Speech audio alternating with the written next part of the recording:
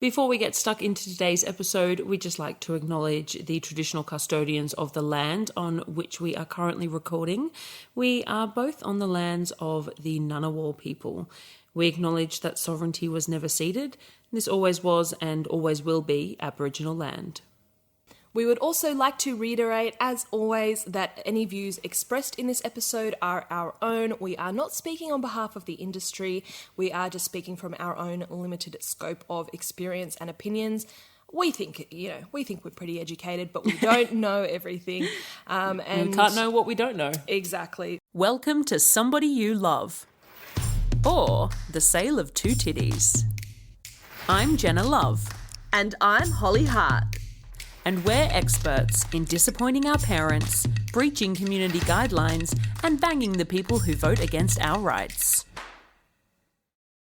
So we have for you another instalment of Turned On, which you probably already know because you can read. And today we're going to be doing a bit of a meta reaction because we are reacting to a piece of media about sex work that I am a part of. Yeah. So we thought that might be an interesting perspective?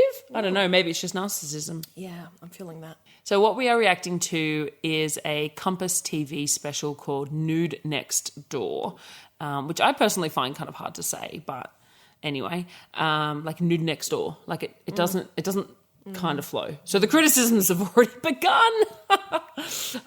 So this was produced by the ABC, which here in Australia is the Australian Broadcasting Corporation. And yeah, I think it's it's a 55-minute, something like that, hour special. You can watch it on iView, which is the ABC on-demand player app.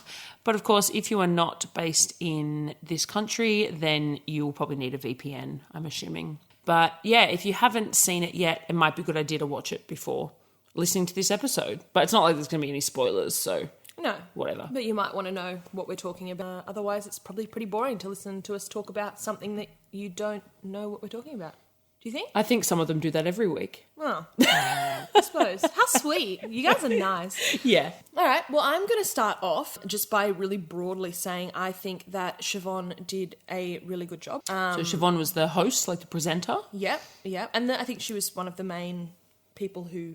Yeah, there was three researchers, and she was one of the researchers as well. She wasn't just the face. Definitely. Yeah. I think she did a really great job. I think she definitely didn't come across as perturbed by the work, or there was no sort of stigma and shame in the way that she approached. Sometimes you get these sensationalist people present things like this, and there's a lot of questions that are really demeaning, and reactions and facial expressions and body language that I suppose when you're part of a marginalised community you pick up on. It's those things that, are often called microaggressions, and they're things that people don't even realise they're doing sometimes that are sort of offensive. So I just felt, that Siobhan really approached it in a really human way and had great questions and felt very non-judgmental, and that was quite refreshing and comforting. Just to give everyone some insight of my experience of being involved in the program, because it took about 18 months, I think, from the time I was first contacted by them to when it aired. And that was mostly because of COVID. Things kept getting pushed back and changed around. But my experience was overall incredibly positive, which is definitely not something you can always say about interactions with the media, but all of the people involved at every level, that was the experience I had with them. I did not feel like there was any judgment. I felt like they were very kind of neutral. I also really felt like they listened to me, which is kind of unusual in that environment. A lot of the time and I've not had a huge amount of media experience, but I've done a few bits and pieces. And a lot of the time, it's very clear that they have a story to tell and that they are looking for people to fit the characters of that story. Right. And so you're really just a pawn in that. And sometimes you go into it knowing, well, this is what I'm doing here. And, I've done media pieces where the people who have sort of prepped me for it have said, really what we're aiming for here is damage control.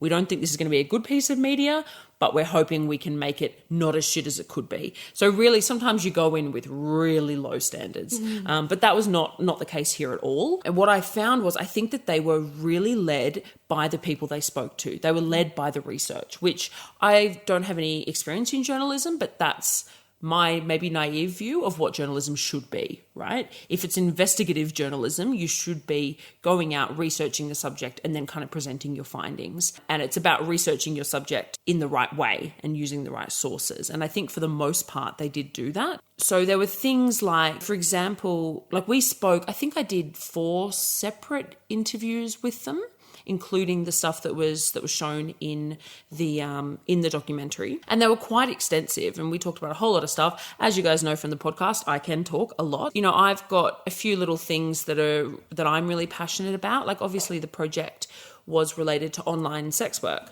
But whenever somebody wants to talk about online sex work, I'm always going to be like, okay, but what about in-person sex work?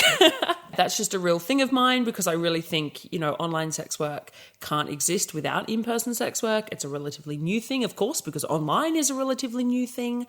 And I also think that a lot of the efforts to kind of destigmatize online work actually really perpetuate the hierarchy and throw a lot of other workers under the bus. So that's something that I'm like, okay, like I'll give you an interview about online sex work, but we're not going to forget about all the other types of sex work. And they were really receptive to that. And they certainly didn't shy away from that at all. Whereas a lot of people might go, you know, oh, I don't know if we want to talk about that because, you know, and they didn't. So I really appreciated that. There was this moment that I got really worried because they were interviewing me and I was talking about how I really hate how we're always asked about whether the industry is exploitation or empowerment. And we're always sort of put in either one of those categories. And at that time, the producer said to me, oh, that's really great. Can you say that again? Because actually we're thinking of the title of the show being OnlyFans, exploitation or empowerment. And I was like, well, like, but the point, like what I was saying is that that's a problem. Like that's exactly the issue I had. But through their journey of talking to all of us, they realized that was actually not really the best angle. And I really respected that a lot. Something I really realized in this experience is these sort of more mainstream media pieces that the audience is so different to the audience Holly and I are used to. And, you know, like sex workers are very critical of the representation of sex work in media, as we should be, you know, with really good reason. And we should continue to strive for the best possible representation or the most accurate representation.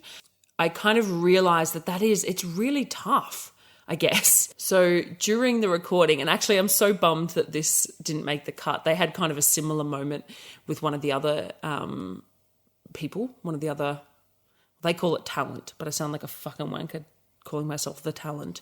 But anyway, one of the other talent, I don't know how that works. Interviewees, there we go. But they asked me to show them around my workroom because I've got all my like toys and like all the bits and pieces you need. And so I was pointing them around the room and then I said, and of course, you know, this is always plugged in by the bed. And I held up a wand vibrator, which is like just I thought a very, very common sex toy, something like a lot of sex workers have for sure, but also a lot of non-sex workers. And Siobhan, who, I just adore Siobhan. I really like her as a person. Total side note. She was like, what's that? And I was like, oh, it's like a magic wand. She was like, what's that? I was like, oh, what? And then I asked Lou, the producer who was there, I said, do you know what this is? And she said, no. And then the person on camera and sound, there were 2 people, they were both guys. And I said, oh, these guys know what it is. And they both looked completely blank. And I was like, what? Am I being punked? Like, is this a secret camera show? Are you not all currently researching a show about porn? Have any of you ever watched porn? What is happening? And then Siobhan was like, what does it do? I said, oh, right, it vibrates. I realised I hadn't said that. And she was like, can you show me? And so I turned it on and I put it on the back of her palm. And she was like, oh, that's really nice. And I said, yeah, now imagine it on your clit, which I was like, come on, that's good TV, guys. That is bloody good TV. So that didn't make the cut. But that really made me realise, you know, what I love about discussing the sex industry is the nuances and the nitty gritty. And it's so like, there's so much intersectionality and so much grey area and it's not black and white. And I find that, it excites me. I find that really thrilling. But in that moment, I was like, like our audience doesn't know what vibrators are. okay, fuck. Like this is, and not even just that they maybe don't know what that is, but that's going to really capture their attention, and that all of the nuance is going to get lost because they're just going to be like, oh, vibrator. Like that's really going to, and I was like, shit, man, this is hard. So anyway, I guess I just wanted to say, when I was watching the show, I have to say that I felt like it did not dive into the nitty gritty as much as I really would have liked, but I've realized that they can't. Like it's sort of, the audience is just a lot broader than what I'm used to, and it's like you've still got to make something entertaining. Like this is the issue with the media, right? Like it's still, all the stuff that I really get off on talking about policy and stuff, that's not interesting. No one fucking cares. So yeah, that was something that I was like, oh, I've really got to take a step back from this. Okay. I will also share that I was petrified leading up to the airing of the show. I think because it's always nerve-wracking when you do media, but this was a lot larger scale than I had done before. And when I signed up for it, I don't think I really clocked how kind of mainstream it was and how all of my parents' friends watch the ABC and that sort of thing. And I had received calls from 2 different people at the ABC leading up to it, sort of saying, look, because of the topic, we're likely to get backlash. They had already started getting some backlash when they'd announced the program. And they said, because your face is out there, we are concerned, you're going to get trolling and hateful comments and all that sort of thing. So we're just letting you know, like, we have a legal team, we have resources, blah, blah, like, please contact us. Which was so lovely, but also terrifying. I was like, oh God, they are really preparing me for the worst. But I was like, but also that's great. And, I said to them, I was like, babe, like, I'm a sex worker on the internet. Like I've handled a lot, but everyone has their breaking point, and we all go up and down in how well we handle that sort of shit. So I was really nervous. What I found interesting was I was speaking to the producer on the phone the day before it came out. So they had released an article, like a companion article, the day before, and they'd received quite a lot of backlash about that from, like, she described them as like the puritanical kind of, sex is bad people. And so she was calling to warn me about that. And I was like, oh, I'm not worried about those people. Like, I don't give those people the time of day. The 2 groups of people I do give the time of day. Well, no, not the time of day, but the 2 groups of people I was concerned about. Number 1 is the swerfs, not because I care about them, but because they can come up with powerful narratives and they can have influence, I think. But the main group I was concerned about is my own community. I was like, babe, I don't care what Puritans think about it. I care what sex workers think about it. And you guys should too. Because if you have fucked this up, like, I don't know if you know what the sex work community is like when you fuck us over. They're a scary bunch. We are a scary bunch. So I was like, don't worry about the churchies. I'd be worried about the whores. But when I watched it, I think I'm happy with everything, all of my words that were included. And I guess, to be completely vulnerable, the other aspect that I was afraid of was just how I would physically look. I was quite, I was really worried about sitting there and having to watch myself looking really unappealing in my mind. And it's interesting because I told my mum about that fear and she was really surprised. And I was like, what? As if that's normal, isn't it? I'm sure everyone would feel that way. Yeah, I think so. And she was like, oh, well, it's just, you put yourself out there. And like, I think I suddenly realized in that moment that she thinks because there's nudes and everything of me out there, that must mean I'm really confident in my body and that I love the way I look, which is absolutely not reality. And I don't think it is for most people in that position. And it made me think like, no, mum, like that's my job. Remember how sex workers work? Like, I'm just doing my job. So that was interesting that someone so close to me still had that misconception, I guess. But anyway, I thought the way I looked was okay. I was fine with it. So that's good. All right, now tell me what you thought of the show. I mean, my first thought, and I feel like a lot of people think this, but then there's a lot of people that don't, is just how exhausting OnlyFans seems. I think there is so much of this rhetoric of, I'll just get an OnlyFans and that sort of thing. And it's sort of like the old thing people used to say, I'll just become a stripper without knowing the actual amount of work that goes into it. But watching watching that documentary and also just knowing OnlyFans creators, it's overwhelming. The amount of content to create, the keeping people engaged, the constant like back and forth with DMs, if that's the way you want to do it, and then putting yourself on all of these other social media sites to try and gain that attention and to get those fans and those followers seems huge. Just a massive amount of work. And I just watch it and think, exhausting. It's fine if you just want to make a little bit of money and you're playing, you know, but the people who really go at it, they go hard. And I don't think a lot of people realize how much work is involved. I think that our community sort of does. And I think the people that listen to this podcast and stuff would probably think of those sorts of things. But the general public, I think a lot of them do think you just put a photo of your tits up and people send you money. But there is a lot of, marketing and little games and little hints and teasers and rewards and psychological sort of stuff that goes into this. And it's incredibly impressive. And I give a lot of credit to content creators because, and then you've got to come up with the content and create it and edit it and, you know, all of the things that are involved. So that was a huge takeaway for me watching this, is just seeing how all of these people manage their content creation and their marketing of it and things like that. Just, how much work it is. And I think what sucks is that you're constantly getting shit for that as well. There's always comments on social media being like, oh, you're so attention seeking. And you're like, yes, that is what marketing is. I'm literally seeking your attention to pay my bills. That's the job. So I think that's a bit of a slap in the face when it's just perceived as you wanting attention as though it's like a personal validation thing, when that's not.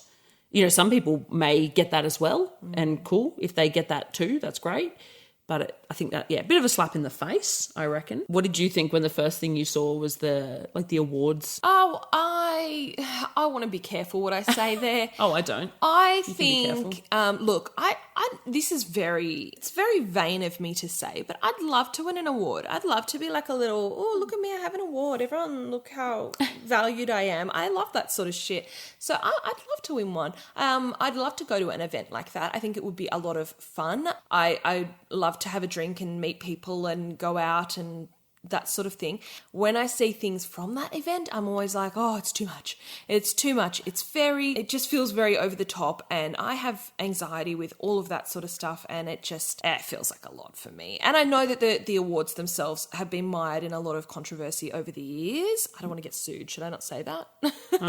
It's true. But I don't know if there's been a change in that recently. I don't know much about that sort of stuff. I did love that Billie was wearing sneakers with her dress because, like, fuck yeah. I'm not climbing up those stairs to get an award, and like, it's form meets function. Go girl. Love it. Agreed. That was my thought. I was like, oh, for fuck's sake. Wow. Like, it's a very extreme reaction. Oh yeah. I hated it. And I mean, I've talked on this podcast before about how I feel about awards for the sex industry. I think it's fucked. I don't think they should exist. I think awards for porn specifically are one thing, and I can't really speak to that as somebody who's not like a prolific porn performer, but I think if you want to, you know, I mean, I don't like award ceremonies in general. I think the Oscars are fucked. I hate it all, but I can see the value in awarding art awards. Like I can understand that if you want to say this was a really great piece, and, you know, the cinematography was great, and, you know, the acting was great, or the, you know, the porn acting was great, whatever, like that's fine. But giving out awards based on, I really hate it. I don't like it at all. And I also just think it's really hard because from outsiders coming in and looking at the industry, they don't know, you know, like I think they said something about it being like, you know, the most prestigious night of the year or whatever for the sex industry. Yeah. And I was like, I don't know a single sex worker who supports those awards. Yeah. Like that's absolutely not my experience. And I know most of the people I'm close with have asked to not be associated in any way with those sorts of events. I don't even know which one it was. There's a couple of them. And I've got massive problems with them. So when that was kind of the start of the thing, I was like, oh, okay, cool. That was a bummer for me, but it is what it is. And from the outside, people can't know. But that's also what's frustrating, because I know that non-sex workers are going to look at that and think, oh, well, the sex workers are trying to get these awards, and that's not reality. That's not representative of the full community. Not at all. Yeah. And I've said this again. I've said this on the podcast before, but like, how the hell can somebody judge who gives the best girlfriend experience? Yeah, that's really hard. What are you talking about? Do you have a panel of judges who go around and book each of the people And like, what's going on there? Is there a kiddie that they book them out of? Like, it's just ridiculous. I really loved CJ. I just wanted to put that in there. CJ, I think, is very much my vibe. Like the coloured hair, the nerd culture stuff. She was wearing a Jurassic World t-shirt. I was like, oh my God, I love you. I just thought she had a really cool energy and a cool vibe, and I was, rooting for her the whole way through. I think everyone that was on there presented themselves really well and authentically, and I thought that was really cool. But I was like, CJ, that's my girl. I love her. Yeah, I really liked that they included her because she considers herself a sex worker, which is awesome.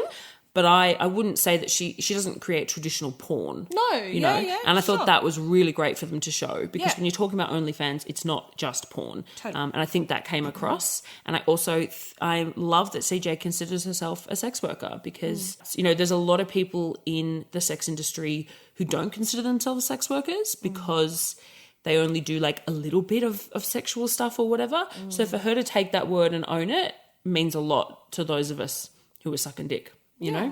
It's nice. Yeah. Billie Beever at one point commented that if you're really frightened of being outed, or if you're frightened of your material being exploited, or getting out, then don't do OnlyFans, which is a really blunt way to put it, but it's a good point. Like, this is one of the biggest challenges that you face as a sex worker, is that fear of outing, and particularly if you're a content creator, that content can be taken by anyone. And so I think, there are people out there who might hear that and go, oh gosh, well, that's a bit extreme. But I think at its core, it's true. If you are deathly afraid that somebody is going to find out that you're creating porn online, then maybe it's not for you. And I appreciate that that's not always a decision people can make. There are people under all sorts of financial duress in life, and they have to make decisions for themselves on a case-by-case basis. But in a very broad sense, you have to be aware of that threat. And, that reality. That reality, yeah. Absolutely. I agree. I thought that was great. And I think not everyone has that choice, but that's what it comes down to, right? It's if your fear of being outed is greater than your need for that potential income, which is not a guaranteed income, that's the line, I found it difficult that the researcher they had on, Ariana. Yes. Like, I know that, they have to have the appeal to authority, right? They've always got to have the quote-unquote expert. But what we're always fighting for when it comes to sex work is the acknowledgement that we are the experts, and that nobody who doesn't have lived experience can be an expert, no matter how much research they've done. And there are a lot of sex workers out there doing research. It's tricky because there's a lot of whorephobia in academia. So a lot of the time they can't use the same name and blah, blah, blah. And I don't have experience with that myself, but I know that it's a bit of a minefield. So I know that's not always that straightforward, and I don't want to take away from the research that Ariana has done, but it is frustrating when they go, oh, okay, and now we will cross to the expert, not just, the people who are doing the job. And not only that, but I thought they gave her so much airtime, and I didn't think she said all that much, to be honest. A couple of her points were like, I thought it was great that she was included to talk about the the data mining that they've done to work out how much people likely are actually making and that sort of thing. Like, I think that was really valuable. I'm glad that was included. But she said at one point, something about it harming people on both ends. She said that the creators ask, I think the quote is that really even me? Am I the same person when I'm not in this mode? And I was like, yeah. What? That was I put bizarre. the photo up. What are you talking about, babe? Like, we're fine. Yeah. Yeah, and she said things like that OnlyFans changes people's views on love and sexuality and confuses a sex worker's sense of self. Yeah. And I was like, oh God, that's a very big statement to be making. Yeah. I think you could say maybe porn changes people's views in general on maybe love and sex a little bit in a broad sense, but like OnlyFans does, I don't think that that's unique to that. And I still don't even think we don't want to demonize porn. No. I think people just are influenced by what's around them, and they make their own decisions and assumptions. And, it's a nature versus nurture sort of thing. Sometimes in life you're affected by various influences. But to say, that OnlyFans is changing people's view on love and sexuality and maybe making that harder for people to have relationships because they're tainted by viewing it, that's the inference that I took from what she was saying. And that a sex worker's sense of self, like somehow we're damaging ourselves irreparably by and we can't recognize ourselves anymore. Like what? That's some real pseudo. Yeah. And, I mean, my favourite thing to do is always to compare these comments to other lines of work, right? And it's like, does she say that about actors? Does she say when they look on the screen, is that really me? When they're literally like doing accents and have prosthetics and stuff. Like, are they getting confused? I don't think they're confused. I think they look at it and go, yes, I was acting and that's what I was doing. Like, or when people are working retail, do they look back on that and go, oh, was that really me with that fake dead smile? And well, no, because it was your work persona, but that's okay. Like, you're not going to lie awake sleepless at night, unable to reconcile the two. You just go, well, I was doing my job and now I'm at home. Like, I don't know. It really sounded like projection to me, and a bit of that sensationalizing of sexuality and stuff. Like, because we're doing the same thing as the actors, but our clothes are off, that fucks with our brains. It's like, no, we're good. We're all right. I mean, it might fuck with some people's brains, but so might lots of things. Yeah. I think a lot of what she was saying was generally during the show was based in her research and data and statistics, and that's great. Yeah. But that felt like a very emotional comment that was not, based in any fact. Feel free to correct me if anyone has data that says that somehow sex workers lose their sense of self. Please send me that that study.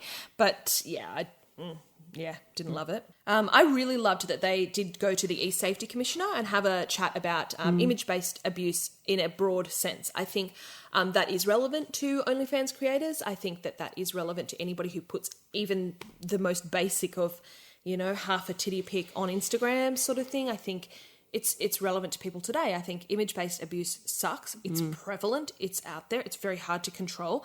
I think that all the things that I don't know what the gentleman's name was, but I think all of the things that he said were factual and were great. My one problem with it, which is what you raised, was the relevance of the young woman whose images were taken and taken from social media and then distributed. I remember you said to me, "Well, that's not about OnlyFans," and I think that's sort of, it's horrible. We obviously 100%. Yeah, that's terrible, and but I don't know how that relates to to online sex work. I don't see the connection at all. I understand that it's saying, well, your images could be anywhere, but I wonder whether they maybe should have spoken to a sex worker for that rather than a woman who didn't consent to any sexual pictures being out there, and they weren't even pictures of her. They were photoshopped digitally. Sucks. Again, I feel 100%. fully we feel for her, and that really sucks. But I feel like that is a little and this is the thing, right? Because when online sex workers have their content stolen, I guarantee there are people out there who believe that is okay. Because, that they have consented to it. Yes. Because they've put it out there. Well, you got naked. Why did you do Exactly. that? Exactly. Whereas it's not a whole different story. Both of those are completely unacceptable. Sure. But I think that there would be people that go, yes, she was a victim, but the sex workers are not. That's my fear with that. But I will also say I know that they worked really hard over that 18-month period. They contacted me many times. They were constantly scouting for people to be on the show. Yeah, I know they had a few people on there who had to pull out. Yeah. I know somebody who had to pull out. They contacted me a week or two, I think. No, a couple of weeks before it aired, where somebody whose story they'd filmed and everything, they pulled out and they weren't comfortable with it going ahead. And I mean, I've got a friend in the industry who we often joke about. It's only those of us who have got nothing left to lose that will talk about the industry. And unfortunately, that means that the people that are being seen of the sex industry, we're not representative of the whole. We're just the ones that have already fucked it. we're either the lifers, the career people, or the ones who have been outed or have been, and we've gone, oh, well, I've got nothing left to lose. So I think that it really narrows down who you can absolutely. speak to. Yeah. And I do know that they tried, and, people will say it wasn't good enough, they didn't try hard enough, but I know that they did try. I think this comes back to the, it's a little bit of the issue with the audience being broader and me and them not being able to go into the details that I would like, which is that I think like a lot of, they focused on stigma, but it seemed to me that all of the stigma they talked about was inability to find a loving partner, the no one will ever love me, and slut shaming. And those two things are worth talking about. I mean, I thought it was interesting that there are multiple people in the documentary that do have loving partners, and they didn't shy away from that, but it wasn't really, I talked about my husband, CJ talked about her partner. So it would have been nice to be like, yeah, well, they have these amazing, wonderful relationships. But anyway, that's fine. They didn't hide that we have relationships. So while those things are valid and like they are worth talking about, slut shaming obviously exists and is disgusting. And, we constantly see discourse on the internet of, would you date an OnlyFans creator? As though that's a question even worth asking. Like, would an OnlyFans creator date you is the real question, of course. But the stigma and discrimination faced by sex workers is so much more than just being slut shamed and finding it hard to find a date. And not that those things suck, but they occur to a lot of people. Like, you don't have to be a sex worker to be slut shamed and to have a hard time finding someone who will date you and see you for more than, just your body or whatever. Like, we're talking about financial discrimination. We're talking about housing instability, having children taken away from you, getting arrested and locked up and being held in foreign countries and things like that. And, the stuff we've talked about on this show.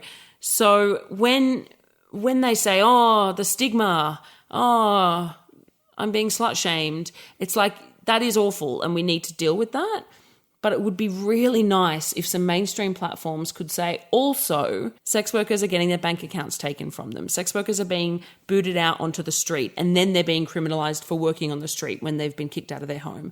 Like, it would be really nice to have that stuff covered, because that's the kind of stigma that ruins lives and that kills people, That's really serious. I noticed when they were speaking to Billie P, they did talk a little bit about deplatforming very, very briefly, but I was glad that they left that in because they gave Billie a bit of a chance to talk about losing their accounts and how they have to get around that, changing characters, and I think you even said a little bit about it as well. Yeah. So, social media is more and more key in sex, especially, I think, obviously with things like, as we said, like with OnlyFans, I think you need to build your following there. And yeah, the fact that those platforms to be able to work are being taken away from sex workers who aren't even, we're not using it to solicit. We're not on there going, come and buy my, it's usually a pretty vague thing with a link to a website. And well, there's usually not a link. Well, yeah, barely even these days. Yeah. And that somehow they just keep getting pulled down is, it's just another form of that discrimination and that stigma. And and like you said, it just puts further barriers in the way of making that money and forces people to take more and more risks. Yeah, that's it. And that, on that, I'd like to, it's a bit of a personal whinge, but, I've done some social stuff promoting this show. I made a TikTok for them and they've used clips from the show on their, Instagram and TikTok and stuff. And I was speaking to Siobhan actually the other day and she said they heard from their legal team that they couldn't tag any of us in their posts, which was not a surprise in the slightest. And I don't hold anything against ABC for this because I understand that they need to keep their stuff running, and they get funding from the government, I assume, right? So like they've got to watch themselves. Yeah. But so what that means, right? And Siobhan said to me, oh, but Google's a thing. And I was like, yeah, it is, except that we're all shadow banned and deplatformed constantly. So, and I spoke, somebody the other day asked me, oh, did you get like a big increase in followers after the doco? And I was like, no, my followers haven't changed at all because no one can fucking find me, and so they can't tag me. Which, again, I'm not holding that against them. But any other business, and this is like people ask if you get paid for things like this, and of course you fucking don't. And then people say, oh, well, payment and exposure. But for sex workers, we don't get exposure. There's not like, we can't be exposed, we're not allowed to be exposed. Even though what we're doing is perfectly legal. We can't be linked to. So, you know, I'm fine about that. I know that that's the way things are, but I just think often people don't realize, you know, they go, oh, people can find you. And actually it's really hard to find us. You know, I have clients that struggle to find my social media accounts. They go, oh, you're not on there anymore. I go, yeah, no, I am. Just... I did want to mention that I really enjoyed the redhead girl. The really hot one? The hot one. Big juicy titties. She was great. I thought that her name was Jenna Love, that's right. Oh yeah, good name too. She spoke so wonderfully. She was really honest and really frank. I feel like a lot of the stuff that she said, like she speaks really well. She should start a podcast. She should. She speaks really well, and she's obviously very educated in the subject, and you know, but there's still a lot of rawness and a lot of honesty and speaking from the heart, and that really came across as well. So I thought that was really valuable. Thank you. The contribution was really great. Thank you, my love. Let's make out. Oh, let's touch tongues.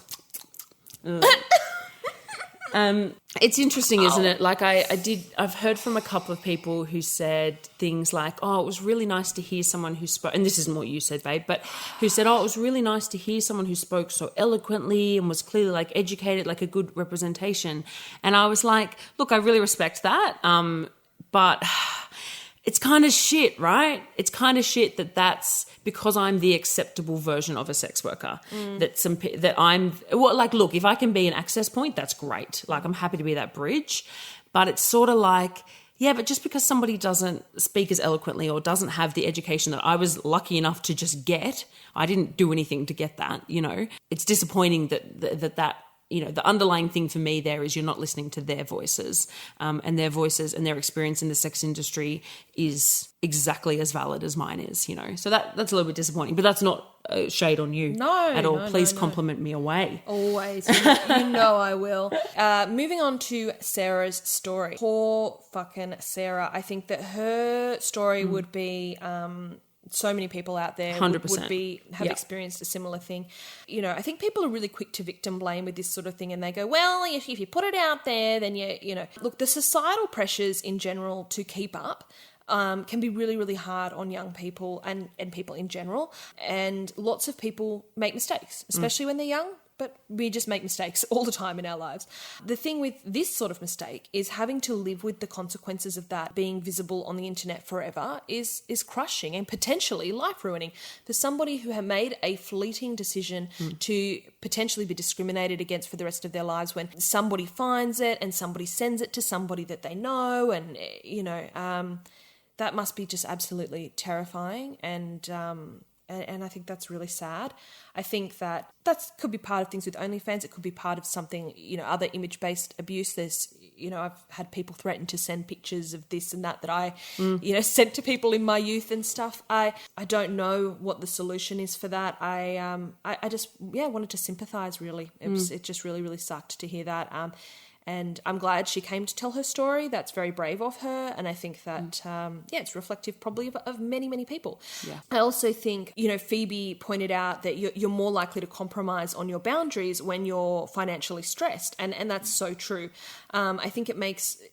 when you're more vulnerable and you're desperate for money, of course you're going to maybe make some allowances for things. And I think that often will fall on the most marginalised communities, people with, you know, migrants who don't have access to welfare, or people with substance abuse problems, or people in domestic violence situations, and all of the other sorts of marginalised communities. Yeah, and then they're even further marginalised by then trying to make a living and trying to make ends meet, and then that being used against them, and the stigma of sex work being, you know, compounding that. So I think boundaries in sex work, and honestly in general in life, is something that a lot of people don't have skills in. Yeah, we haven't been taught. You don't get taught, and a lot of our generation grew up being told, you know, hug and kiss to make up, and, you know, hug and kiss your auntie, or do this or whatever, and you didn't learn that no was okay, and to put your foot down. You learned as a child to respect authority and to listen to this person and to be compliant. These days, I think young people, hopefully, are starting to learn a little bit more of asserting themselves and having boundaries.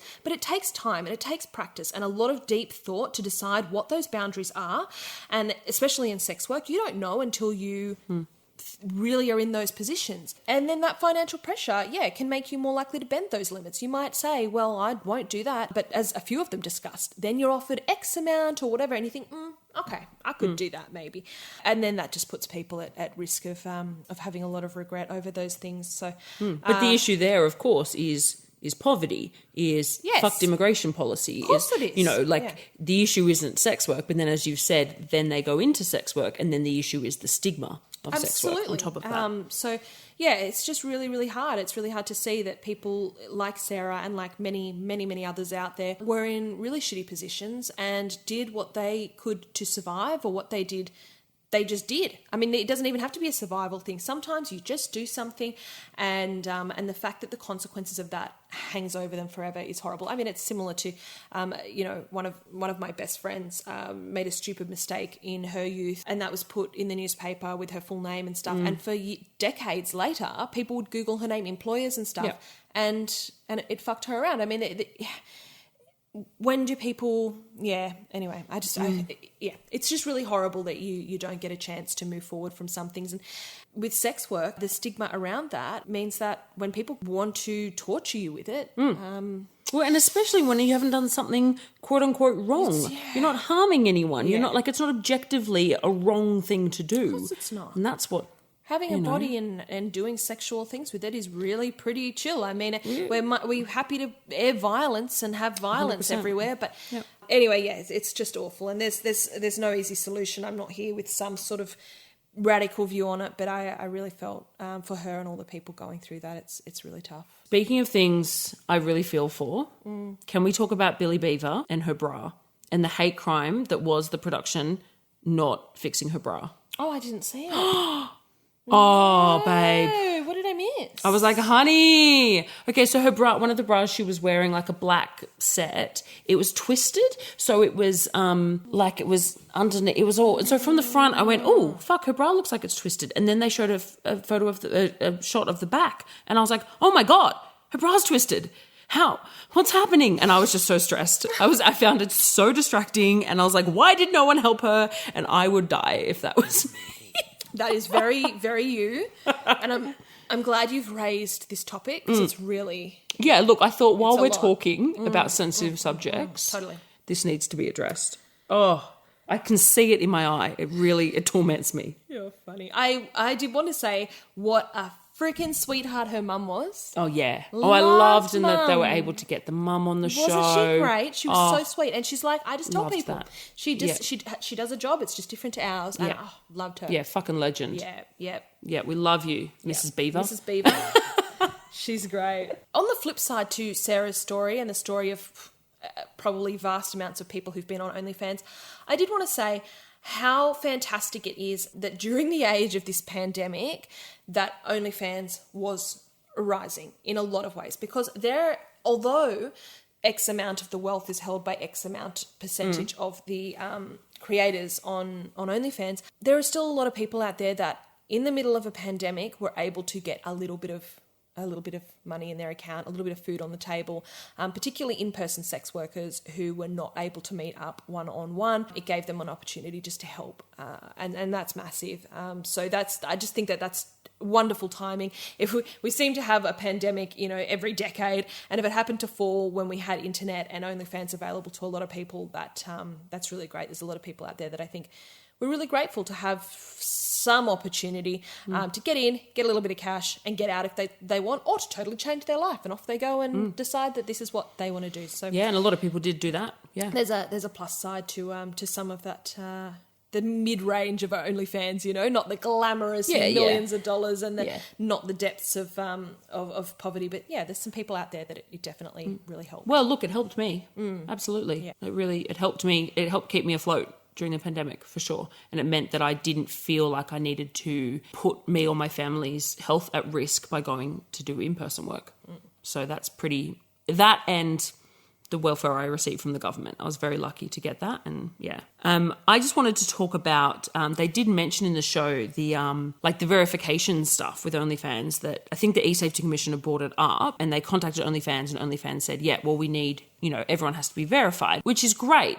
But it made me think of my recent experience, which is because that rule didn't used to be in place, and I would post all sorts of stuff on there. I'd post a lot of content of me with my clients, which I'm sad that I can't do that anymore, because a lot of the feedback I got of my porn was that it was awesome how it was different bodies, and it was all shapes and sizes, and it was real, because my porn has always been very real. It's not unusual for there to be farting in there. It's not unusual. I always use condoms and will show putting them on and everything. So that was something I really, really liked. But because of these new verification procedures, I can't use any of that footage from the last few years, which is kind of sucks. But, I had the consent of those, like the verbal consent of those clients. I didn't get photographs of their ID in a written consent form, because that just wasn't the way that you did things. Anyway, so I can't use that footage now. And then I went through this lull. I went through a really tough time in 2021 when in where I live, we had our second lockdown because of COVID. And I really struggled. My mental health was in the fucking toilet. And that, on top of all this new stuff that got brought in terms of verification for all of these websites, meant that suddenly I could only do like solo porn, because Mr. Love was not comfortable giving his ID to these dodgy fucking websites. And I think that is very reasonable. Yeah. And I supported him in that. But it meant that I could only do solo work then. And because I felt so shit about myself and just was it's really hard to be sexy in a pandemic. Like, it just is. As much as, it's like, that's the reality of it. But then a few months ago, I was like, okay, I got to this point in my life where I went, I need to stop doing the online sex work, or I need to go hard and make it work. And Mr. Love and I spoke, we had a few conversations, and he decided he was comfortable with giving his ID over and doing that. So I started the verification process. So I followed all the steps, and I sent through the information to verify an additional performer on my channel. Of course, they did not respond for a couple of days. Then I got a thing saying, thanks, we've forwarded the documents on to our dedicated review team. I went, cool. A week later, I said, hi, is there any update on this? This is like an impromptu shit people say. Then they got back 2 days later and said, please be informed that your documents are being verified by our dedicated team. Please allow it extra time to get reviewed. And then I wrote back again. I said, hi, I'm just wondering if there's been any movement on this, as it has been over 20 days since I submitted them. That's crazy. And because at this point we'd started doing it, and I was like, right, okay, I want to do this properly. I want to get into it. And I had this content ready to share and was waiting to earn my money, because, some people love solo stuff, but it's probably, for me, it doesn't tend to be as lucrative. Okay. And I also just am not as interested in it. So then I finally got this email. So three or so weeks after I sent in the documents, I got, thanks for reaching out. The dedicated team is currently reviewing your documents. However, you can already start uploading content with this new participant. Oh. And that's the last I heard from them. That was a couple of months ago. Oh. So I was like, so he doesn't need to be verified? Yeah. Or are you suddenly... So I just think it's interesting that they're like, everyone has to be verified. And then they just said to me, we haven't checked it. Off give it a go though. So I don't know what's to come of that. I don't know if there'll be an update, but that was my weird personal experience with them. When they were talking with CJ, they did a little bit about how stalking is a potential thing. Mm-hmm. And sure, it is, and a lot of sex workers can sadly relate to that. But I also wonder, it's really not exclusive to OnlyFans. And I feel like in the age of social media, this is an increasing thing. It's more about the internet than it is about OnlyFans. I think I know quite a few YouTubers who have been stalked, Instagram people, TikTokers, a lot of people have found their addresses and they've turned up and things like that. Like, it's awful, terrible thing. But I've heard of lots of identities on social media who have been stalked or had, strange things like that, or been recognised in weird interactions. I think sex work, it's probably a little bit more of a risk because of, the nature of adult content can make people be a little bit more strange about it. Like, people get weird because of the stigma totally, because they got weird ideas about it, totally, that somehow it makes you more available sexually or something. And so sure, that's a very relevant point. But I think maybe that they could have done a little bit about how just that is very relevant to the social media age. And then because of sex work, it can then be a bit more of an increased risk. Yeah, I thought it was quite interesting actually that CJ's take on it, and this is the thing, right? We all put down our own boundaries and work out how we're going to navigate things that in a way that suit us. Because her sort of thinking was that she didn't offer chatting services because she didn't want to invite that sort of to encourage thing. it. Yeah, Yep. which is really interesting because my experience has almost been the opposite, that when I have engaged people further, when I've done in-person work, for instance, when I've actually met someone or spoken to them on the phone or had actually what I would call like a proper interaction with them, they've been less likely to be obsessive. And like I find the experiences I've had with obsessive people have been people that have just viewed me from a distance. Right. So anyway, I'm not saying she's wrong in that. Like That's your experience. That's just what my take. And it's just interesting because I guess what I'm trying to say is that, the internet is a bit of a scary place. The world is a scary place. And we get targeted. It's not our actions that cause us to be targeted. Somebody engaging in chatting services is not asking to be targeted, obviously. Sure. By a stalker. Stalker's going to stalk. And neither is somebody doing sex work in general. No. Like, that's not an invitation. Or having a YouTube channel. Yes. Or whatever. Yeah. Yeah, absolutely. My final point today is that I would say generally the hardest part of sex work obviously is the danger of assault and the danger of physical violence, I suppose. Aside from that horrible danger, the other hardest thing is the outness. And I think that being the outness is harder than the sex work itself. The work itself is fine, no worries. Like and this is different for everyone anyway. But I mean, the outness ties into the potential for violence as well. That's yeah. Yeah, so the sex itself is fine. The hunger for quick money is something that a lot of people have. We all want to pay our bills and get ahead, and a lot of people want to keep up with each other, and that's very normal. But yeah, those two things that sex workers face is that physical danger and stigma, social danger, which are very interrelated and they're tied together. And I think the problem with OnlyFans is that a lot of people think, well, I'm not meeting people in person. At least I'm not seeing people, so I'm avoiding that danger. Yeah. But I think people then neglect to acknowledge the risk that you face in other personal avenues of your life from the stigma. So you can say, well, yeah, I don't meet people, so I'm safe, but there's other things that can impact you. For example, if you want to do in-person sex work and you go out to a brothel and you go there at 8 p.m. at night and you work, and only the clients that book you, only the clients that meet you see you, and you go home and nobody knows, very easy to deny. If you create an OnlyFans video and you put it out there and everyone sees it and it's out there forever because somebody scrapes it and uploads it to another site, you can't get rid of that. So yeah, I think that for a lot of people who say, well, it's less risks doing OnlyFans, I don't know if that's always true, and I think that that's really important to remember. Yeah, 100% agree. And I mean, I can't tell you how many people I've spoken to have said, oh, I don't care who knows. And I'm like, okay, like, love that for you. But we're not just talking about the people that you know now in your life and whether they accept sex work or not. Yes. We are talking about anybody you may ever come into any kind of contact with again. Yeah. We are talking about potential future employers, people who have control over your housing, people who have control over your, like, temporary, like, even if you're staying somewhere and, if you're on holidays, and like, I fully agree with you. It's really hard. And like, I love that energy. And of course I'm out. We're both out, and I love that energy. And I am like, fucking who cares what people think? But what people think can actually have incredibly real impacts on your life. Thank you. You articulated that a lot better than I did. Trying to get that point out was a bit of a mess, but we got there. You guys, it was good. You get the point. I hope that Mr. Love edits that enough so it's not, we say things in different ways. Not as much of a mess. But our value as a duo. We got there. You're welcome. And that's our take. Thank you for tuning in. I feel like there are multiple groups of people that might sue us now. So, cross your fingers for us, and we'll see you next time. Bye, guys. Please look out for us on Twitter, Instagram, Facebook, and Patreon. Our name everywhere is Somebody You Pod, as in podcast. Our Patreon starts at just $3 a month, and you can get all of our episodes ad-free and a day early, plus bonus episodes, behind-the-scenes action, bloopers, and more. Thank you for taking the time to listen to the voices of sex workers.